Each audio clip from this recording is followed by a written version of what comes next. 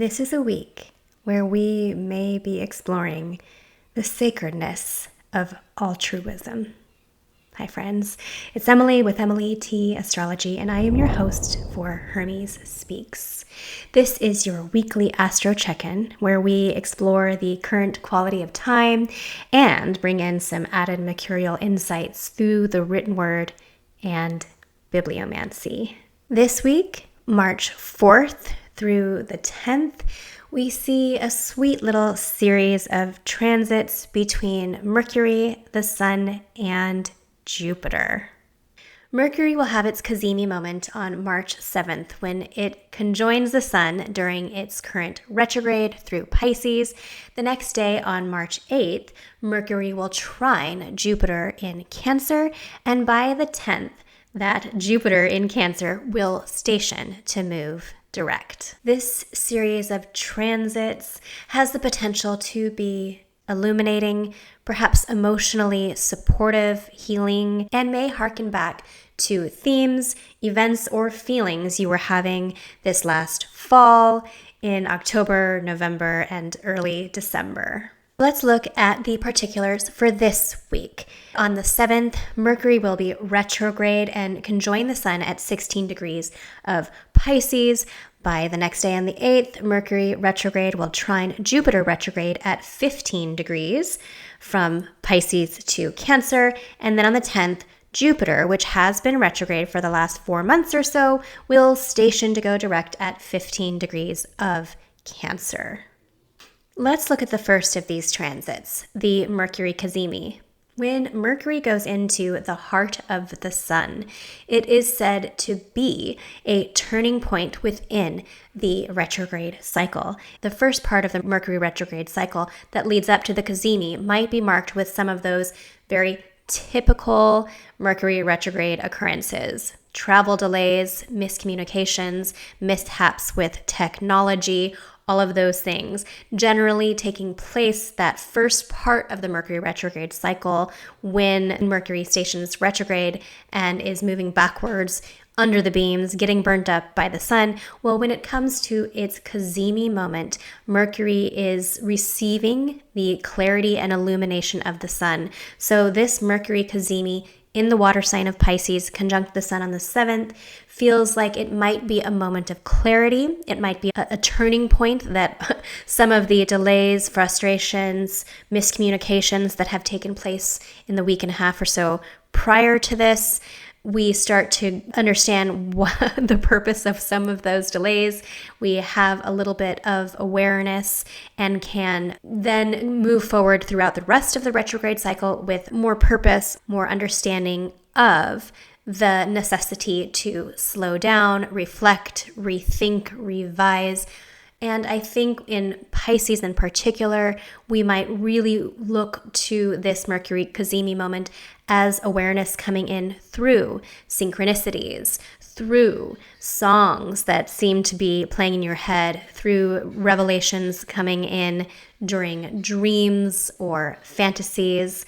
I would look for this time, the Mercury cazimi, for clarity coming in through poetic, musical, synchronistic, dreamy types of messages from Mercury. By the next day, we get that trine from Mercury retrograde to Jupiter. And this is a moment of support from water sign to water sign. Mercury in Pisces is hosted by Jupiter. Jupiter rules the sign of Pisces, and Jupiter itself is exalted in the sign of Cancer. It's an honored guest. And so this really does feel like a moment of emotional support. There's something around messages or understanding Mercury coming through around what makes us feel safe, healed, nurtured. Jupiter in Cancer. This last fall, Mercury made 3 trines to Jupiter in Cancer. The first, when both planets were moving direct, took place on October 24th, 2025. Then, when both planets were retrograde on November 22nd, 2025, there was a second trine from Mercury in Scorpio to Jupiter in Cancer. And the final of these trines that took place, with Mercury now moving direct again, was on December 6th, 2025. Jupiter still retrograde at that time. So there was a conversation of these trines that took place between Mercury and Jupiter from Scorpio to Cancer this past fall that was all wrapped up in the grand water trines that I'm sure many of you remember. I certainly know what a lot of the grand water trine story was in my life. I encourage you, what was going on this fall to do with our emotional states, to do with intuition, anything around healing work, therapies. Think of your water element, emotion, intuition, mute, so not super verbal, but feeling instead, fluid and porous. What was going on this fall that now is having another point in the story, another inflection moment of processing and reassessing. There's been an evolution. If the grand water trines of the fall were overwhelming and they were bringing up some maybe old feelings, old emotional patterns, what's the turning point that's taking place now with this next water trine with Mercury in Pisces now trine to Jupiter in Cancer? And this is augmented by the fact that Jupiter just 2 days later on the 10th will station to go direct. Jupiter entered Cancer last year on June 9th, 2025. It's stationed to go retrograde at 25 degrees on November 11th, and now it will station to go direct on March 10th at 15 degrees, and it will be moving into Leo by June 29th of 2026. So this is a turning point in the longer year-long Jupiter cycle.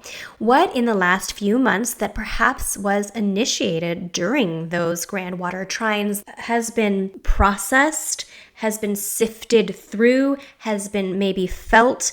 Cancer is the sign of the moon. It's a somatic water sign. I think of Cancer as womb knowing. It's like the somatic knowing. If we think about the water signs as being intuitive, I think of Cancer as being somatic intuition. Water signs are associated with memory, and our bodies hold memory. I have a very specific memory of being in a dance class when I was in college, and we were doing something on the floor, and my teacher came over and just ever so subtly touched a point on my hip, and I started crying. And I had not been feeling sad. I didn't know why I was crying, but I really think that for whatever reason, whatever movement I was doing, bodily movement I was doing, and then the activation of my professor's hand on that space released some kind of memory. So I wonder if there hasn't been some somatic bodily memory processing that we've been doing over the last 4 months while Jupiter has been retrograde. It's now moving forward. And having just had that supportive trine from Mercury that has just gone through the heart of the sun, that has just received some new illumination, some clarity, right? This is a moment of moving forward, even though Mercury is still retrograde. This is a turning point this week with the cazimi, with the trine, and then with Jupiter stationing direct. I offered a video earlier on this channel that covered the Mercury retrograde cycle, in addition to its conversation with Uranus on both ends of that retrograde. If you want to do a deeper dive into the Mercury retrograde through Pisces, check out that video. I will link it in the description of this show. So all in all, this feels like a week that is a turning point that's soft, that's emotional, perhaps somatic, where we might be receiving messages through image, dream, synchronicity, music. It feels kind of like a sweet week, and man, could we use a little bit of a sweet week? I sure could. So we've come to the part of the show where I bring in those added mercurial insights. We listen to Hermes speak through the written word and bibliomancy. This week, something different. I was reading my current book club book, and I love my book club, by the way. Shout out to those fantastic, brilliant women. And this is our current book. This Is Not About Us by Allegra Goodman. And I was reading in this book, and there was characters who were attending a religious service. They are a part of the Jewish faith. They were attending a religious service, and there was a faith-based story in the Jewish religion about two brothers. It's like a parable, and the parable is briefly described as the characters in the book are attending this service. And then just last night, I had just read that parable. And then last night I was reading to my youngest daughter, as I always do. I read to my kids every night. And there was a stack of books that were new to her room. My son had just recently rearranged the furniture in his room, and that required moving the bookcase, which required taking everything out of the bookcase and putting it all back in. And there was a bunch of books that were ready to be handed down to her that he was too old for them, and they were more appropriate for her age, picture books, that kind of thing. And we happened to pull this book out from that stack. Neither of us had ever read this. It's called One City, Two Brothers, A Story from Jerusalem. And I got about 2 pages in to reading this to my daughter, and I realized, oh my gosh, this is the same story that I just read the parable of in my book club book. And so I realized, oh, you know what? Mercury already gave me a message in having the same story that I had never heard before brought up within 2-3 days, twice.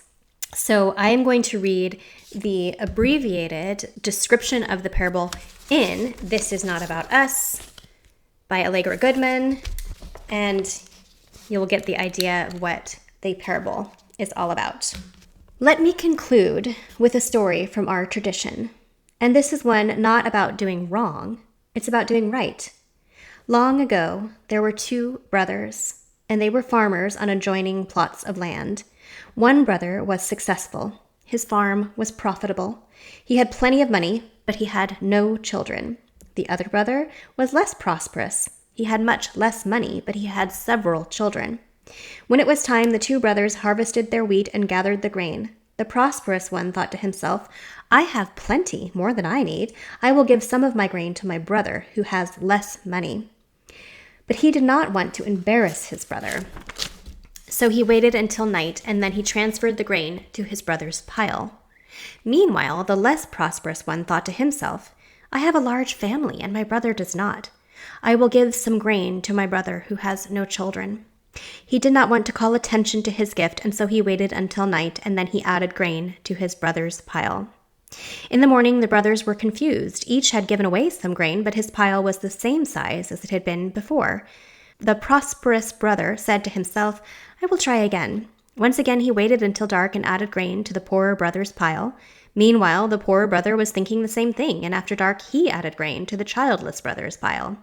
In the morning, the brothers were confused again. Why were their piles undiminished? That night, each brother went one last time to add grain to the other's harvest, but this time the 2 stumbled upon each other in the dark. You, they exclaimed, you did this. And the brothers embraced. And it said that their love illuminated the darkness. And in this version of the story that I read to my daughter, One City, Two Brothers, the point on the hillside along the path between the 2 brothers' properties where they met, where they stumbled upon each other and realized that each was giving of their own heart to the other, that is said to be the site where the Temple of Jerusalem was built, a place that has become holy because of the recognition of love. The love between these 2 brothers. The fact that this story was recounted to me through the written word in 2 different books within a span of 2 to 3 days felt synchronistic. This was a clear message for this moment in time for me to be receiving. And I think it's pretty simple. I think it's pretty simple. I don't need to say very much, right? What sacred, holy ground can be established when we give of ourselves, when we share from a place of love, when we move past selfishness into selflessness, right? There marks the spot, the site of the Temple of Jerusalem, when 2 brothers who gave of themselves out of love for the other. And I think it's It's a very simple message. We're in a moment that is laden with suffering. And we're in a moment where there is real need in the world. There is real suffering and there is real need. And we're in a turning point, right? With the Saturn-Neptune conjunction that just took place at the first degree of the zodiac, the first degree of Aries. We have all of this new energy this year in the astrology. We're at a moment where we really get to choose. I talked a couple of weeks ago on this channel when we were discussing the Saturn-Neptune conjunction about signing a new covenant, right? We're beginning something new right now. And what holy ground can we lay? I don't mean to make this religious and to use terminology that is religious, but what sacred foundation can we establish when we come from a place of altruism? When at the root, when the pylon that is going to go beneath the ground to support the new building, the new foundation that is going to be laid, that we are in the process of laying right now, the new pylons that are supporting the foundations of our new world. What could it look like if the anchor point of those pylons are love and selflessness and generosity and altruism and reciprocity? And so I think it's a simple message that I hope you get something out of today. I hope it is meaningful to you in some way. Clearly, I got all the water in my chart. I'm a crier. But I hope that this offers something of hope for you. And I think that this week of astrology with this sweet series of transits, the Mercury cazimi, and then the Mercury trine to Jupiter, and then the Jupiter stationing direct in Cancer, the sign of the moon, the sign of the mother. Maybe just do one thing nice for somebody else. One thing nice for somebody else today, without expecting anything in return, right? What if that was the place from which we build the new world? Anyway, thanks for being with me here today. If you feel so inclined, please give me a like, subscribe, click the notification bell. I appreciate your support and your time. If you would like to have a reading with a professional astrologer, I'm your gal. I love to do this work. You can go to emilytotomer.com to book a reading with me. I can't wait to connect with you. Take care and pay it forward. Much love, guys. I'll see you next week.